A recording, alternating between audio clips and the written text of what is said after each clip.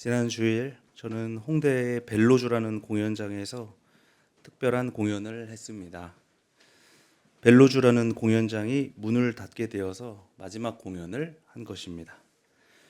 18년 동안 벨로주는 한국 인디 음악신과 여러 음악가들에게 큰 영향을 끼친 그런 공연장이었습니다. 그날 굵직굵직한 음악가들과 함께 공연했는데 저를 포함해서 그들은 하나같이 벨로주가 자기 음악의 시작이었고 음악 인생의 중요한 곳이었다고 고백했습니다. 공연해도 돈을 잘 받지도 못하고 무시당하기 일쑤였던, 정말 말 그대로 딴따라였던 시절, 음악가를 존중해주고 그 음악이 최고로 빛날 수 있게 공연 음향, 이 모든 공연에 정말 공을 많이 들이고 또 적은 금액이라도 정해진 체계 안에서 정산해주는 문화를 시작했다고 해도 과언이 아닙니다. 덕분에 지금은 여러 공연장이 음악가들을 존중해주는 시대가 되었습니다. 공연은 눈물과 웃음이 가득했습니다. 음악가들은 평소보다 더 열심히 노래하고 연주했습니다. 저는 앵콜 곡까지 마지막 순서를 마치고 동료들과 무대를 내려와서 대기실을 향했습니다. 음악가들도 각자 벨로주의 마지막을 받아들이고 있었습니다.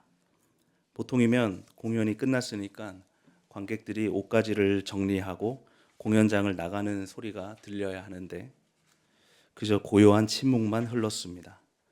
그 누구도 먼저 일어나는 사람이 없었던 것입니다. 사장님이 고맙다는 인사와 함께 관객을 타이르고 나서야 한 사람씩 눈물을 훔치며 일어나기 시작했습니다. 일어나지 못했던 그 관객들의 마음은 무엇이었을까요? 뒤풀이 자리에서 선배 음악가인 하림 씨가 33년 동안 달려온 김민기 선생님의 학전 마지막 공연 때도 똑같았었다는 얘기를 들려주었습니다. 거기서도 관객 한 사람도 쉽게 일어나지 못하고 마지막 그 공연장을 지키고 있었던 것입니다. 그들의 마음은 무엇이었을까요? 저는 아쉽더라고요. 노래를 더 하고 싶은 아쉬움이 아니라 벨로주를 떠나보내기 아쉬웠던 것 같습니다. 누군가가 침묵을 깨고 앵콜을 다시 외쳤지만 저를 포함해서 그 어떤 음악가도 다시 무대로 올라가지는 않았습니다. 그 앵콜이 음악가를 부르는 앵콜이라기보다는 이대로 떠나보내기 싫어서 벨로주에게 던지는 마지막 말이라고 생각했기 때문입니다. 오늘 새벽 막달라 마리아는 예수의 시신을 모셔둔 무덤으로 향합니다. 그런데 무덤에 돌이 옮겨져 있었고 주님의 시신은 사라진 상태였습니다. 지금 우리가 여기 빈 관을 보고 있듯이요.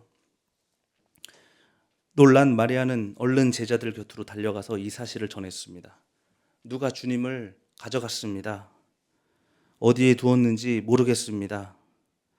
베드로와 사랑하는 제자는 무덤으로 달려갔습니다. 그들이 무덤에 들어가 보니 예수를 싸맸던 수건과 삼배만 개켜 있을 뿐 아무것도 없었습니다. 제자들은 의아해하면서 다시 집으로 돌아갔습니다. 하지만 마리아는 가지 않았습니다. 홀로 그곳을 떠나지 못하고 무덤 밖에 서서 울고 있었습니다. 마리아의 마음은 무엇이었을까요? 마지막을 받아들이기 위해서 한 공연장에 폐업식에 왔지만 막상 떠나보내려니까 아쉬워서 또 이대로 헤어지기에는 너무 섭섭해서 자리를 일어나지 못했던 관객들처럼 마리아는 주님의 마지막을 이대로 받아들일 수 없었던 것 같습니다. 울고 있는 마리아 곁으로 부활하신 주님께서 다가가셨습니다. 왜 울고 계십니까? 누구를 찾고 있습니까? 마리아는 그가 동산지기인 줄 알고 여보세요, 당신이 그를 옮겨 놓았거든 어디에 두었는지 내게 말해주세요. 이렇게 말했습니다. 예수께서 마리아야 그의 이름을 불렀습니다. 마리아는 그제야 주님인 줄 알았습니다. 상상해 보세요. 고인이 자기 장례식장에 나타나는 상상이요. 마리아는 선생님 외쳤습니다. 끝까지 무덤을 지켰던 마리아는 그렇게 첫 번째로 부활을 목격한 사람이 되었습니다. 마지막을 쉽게 받아들이지 않는 사람. 이것은 현실을 그저 부인하고 회피하는 상태를 말하는 것은 아닙니다. 그도 마지막이라는 것을 당연히 알죠. 그러니까 장례식에 검은 옷을 입고 오지 않았겠습니까? 단지 발이 잘 안 떨어지는 겁니다. 그냥 감정이 북받치는 것이고 눈물이 흐르는 것입니다. 아직 꿈을 버리지 못하는 것입니다. 그리워하는 것이고 아쉬워하는 것입니다. 그런 사람이 죽음 안에서 부활을 볼 수 있다고 오늘 성서는 증언하고 있습니다.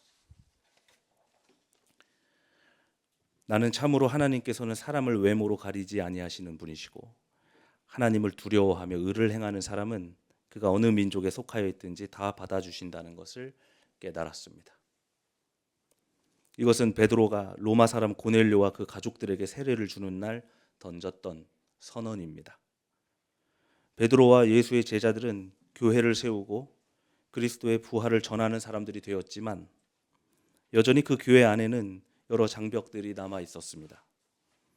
기본적으로 유대인들의 공동체였기 때문에 그들의 전통과 율법이 그리스도인이 되고자 했던 이방인들에게는 또 다른 차별의 장벽이 된 것입니다. 지금 교회의 성서 문자주의적이고 가부장적인 생각들이 성소수자들에게 장벽이 되는 것처럼요. 그것이 세상의 원리라고 그저 낡고 굳어진 생각대로 살아가야 하는 거라고 누군가가 말할 때 그래, 철없던 시절의 꿈이었지. 이렇게 쉽게 받아들이는 사람도 있지만 쉽게 받아들이지 못하는 사람은 기도합니다.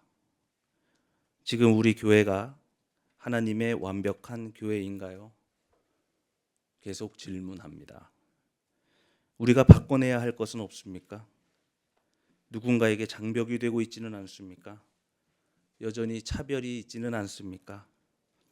돌아보며 기도했던 베드로는 주님이 보여주시는 환상을 통해 깨달은 것입니다. 나는 참으로 하나님께서는 사람을 외모로 가리지 아니하시는 분이시고 하나님을 두려워하며 의를 행하는 사람은 그가 어느 민족에 속하여 있든지 다 받아주신다는 것을 깨달았습니다. 이방인에게 어떻게 세례를 줄 수 있냐고 형제들이 다들 베드로를 말렸지만 베드로는 형제들의 말을 듣는 것보다 하나님의 말을 듣는 것이 더 낫다고 판단하여 고넬료에게 세례를 주었습니다.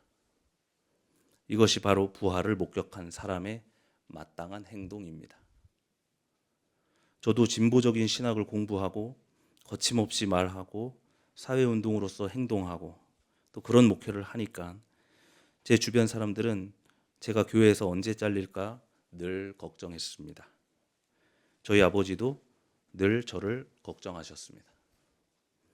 그런데 아버지, 제가 사람들에게 존경받으면서 은퇴하고 하나님 앞에서 떳떳하지 못한 것보다 사람들에게 박해를 받으며 쫓겨날지라도 하나님 앞에서 떳떳한 목사로 잘리는 것이 더 낫겠습니다. 라고 말했을 때는 아버지도 저를 응원해 주실 수밖에 없습니다. 목사고시 면접 중에는 굉장히 유명한 질문이 하나 있습니다. 그것은 하나님 말 들을래, 담임 목사님 말 들을래? 입니다. 정답은 담임 목사님 말 듣는 것이 정답입니다. 김진수 전도사님, 잘 들으세요. 우리는 세상의 말이나 나를 포함하여 사람의 말이 아니라 언제나 하나님의 말씀을 들어야 합니다. 여러분, 저는 새민족교회 종이 아니라 또 대한예수교 장로회 통합측 교단의 종이 아니라 언제나 하나님의 종입니다. 베드로가 말했습니다. 사람에게 복종하는 것보다 하나님께 복종하는 것이 마땅합니다. 망원동이라는 땅에서 이 부동산을 매입하고 유한한 인간들이 이렇게 모여 있지만 우리는 언제나 무한을 바라봅니다. 여전히 우리는 하늘 아래에 있지만 언제나 하늘 위에 있는 것들을 생각합니다. 오늘 골로새서에서는 이렇게 적혀 있었습니다. 그러므로 여러분이 그리스도와 함께 살려주심을 받았으면 위에 있는 것들을 추구하십시오. 땅에 있는 것들을 생각하지 말고 위에 있는 것들을 생각하십시오. 그러면 부활하게 될 것입니다. 자본, 건물, 자존심, 명예, 생존 이런 것들이 아니라 사랑, 평화, 정의, 생명, 자유 이렇게 위에 있는 것들을 추구하시기 바랍니다. 교회를 생각할 때 건물을 생각하지 마시고 사랑을 생각하십시오. 아무리 건물을 잘 지어도 하나님의 사랑으로 관계하는 교우들이 없으면 교회가 다 무슨 소용이겠습니까? 선교와 연대를 생각할 때 돈이나 명예를 생각하지 마시고 언제나 정의를 추구하십시오. 그거면 충분합니다. 우리가 비록 나약하고 유한한 인간이지만 무한하신 하나님을 바라보기에 우리는 언제나 어둠 안에서 빛일 수 있고 죽음 안에서 생명일 수 있고 이 대한민국 이 안에서 하나님 나라의 꿈을 여전히 꿀 수 있는 것입니다. 그래서 저는 장례식 예배를 이끌 때면 꼭 부활을 상징하는 하얀색 스토를 착용합니다. 세월호가 바다에 가라앉고 희생자들의 시신을 건져서 장례를 치르고 단원고 학생들의 가족들은 안산으로 올라와서 진상규명과 안전한 사회를 위해 싸우고 있었을 때 2명의 어머니가 아직 팽목항에서 올라오지 못하고 있다는 얘기를 들었습니다. 3년 동안이나요? 그것은 아직 딸이 바다에서 돌아오지 못했기 때문입니다. 그 많던 사람들은 팽목항을 떠나서 안산과 서울로 올라왔지만 그 두 어머니만은 쉽게 발을 떼지 못했습니다. 구조는 이미 멈췄습니다. 사람이 들어가기에는 바다가 너무 위험합니다. 어머니들은 무덤 앞을 떠나지 못하고 그 앞에서 울고 있는 마리아처럼 매일같이 바다를 바라보면서 우셨습니다. 구조할 수 없다면 배를 들어 올리면 된다고 인양을 위해서 힘썼습니다. 바닷바람이 너무 차가워서 장갑을 끼워드리려고 하면 차가운 바닷속에 있는 딸을 생각하면 자기가 어떻게 장갑을 낄 수 있냐고 하셨습니다. 결국 두 어머니의 기나긴 투쟁, 그 치열한 그 싸움 끝에 그 위험한 바닷속에서 그 무거운 세월호를 들어 올렸고 서울로 올라와서 딸들의 장례식을 치를 수 있었습니다. 우리는 여전히 이 땅에서 세상 질서와 타협하면서 살아가고 있지만 언제나 하늘을 포기하지 않고 살아가는 사람들이어야 합니다. 벨로주는 문을 닫았고 학전도 문을 닫았고 예수는 십자가에서 죽었지만 그것은 아직 살아있다고, 내가 그것을 기억한다고, 하나님 나라에 대한 꿈은 헛되지 않았다고 쉽게 발을 돌리지 않는 사람만이 부활을 체험할 수 있습니다. 우리는 자본주의 사회에서 살아가고 있으니까 약육강식, 우환경쟁의 세상을 받아들이라고 세상이 끝없이 속삭일 때 그것을 쉽게 받아들이지 않는 사람만이 하나님 나라를 발견하고 세워갈 수 있으리라 믿습니다. 사랑하는 교우 여러분, 예수의 죽음 앞에서 앵콜을 외치십시오. 우리 쉽게 자리를 일어나거나 발을 돌리지는 맙시다. 세상은 다 끝났다고 하지만 끝이 아닙니다.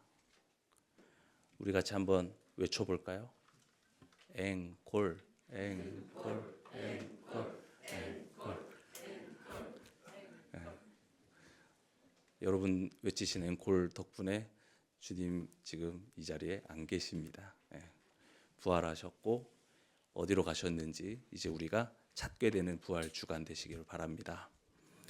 부활하신 그리스도의 앵콜을 맞이하는 이 기쁨의 부활 주일 되시기를 주님의 이름으로 축원합니다. 오늘 주신 말씀 다 함께 묵상합시다.